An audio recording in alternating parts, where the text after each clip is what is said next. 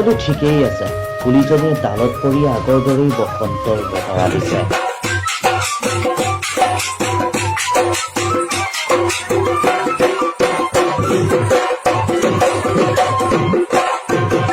গছে নসাজ পিন্ধি সজাই পৰাই তুলিছে ধৰণী, কিন্তু অসমীয়াৰ গাত হেনাই হেঁপাহৰ ৰঙালী ৰং। এক ব্যতিক্ৰমী বহাগ, ঢোল পেঁপা গগনাবিহীন এক উকা বহাগ, কিয়নো এয়া এক সংকটকাল মানৱ জাতিৰ বাবে।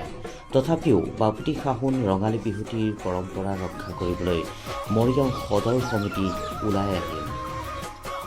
সামাজিক দূৰত্ব বজাই ৰাখি সভাপতি উত্তোলন কৰিলে পতাকা, কিন্তু কাৰো মনত নাই ৰঙালীৰ ৰং।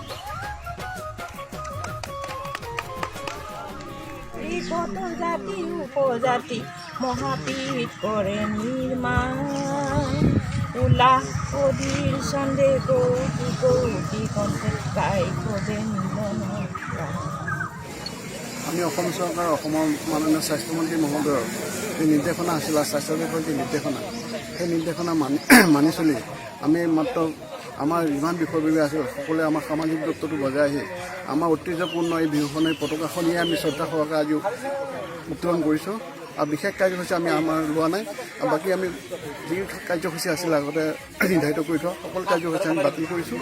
আৰু যদি পৰৱৰ্তী পৰ্যায়ত কৰোণা ভাইৰাছে সংক্ৰমণ ভাল হৈ যায় বা চৰকাৰ নিজে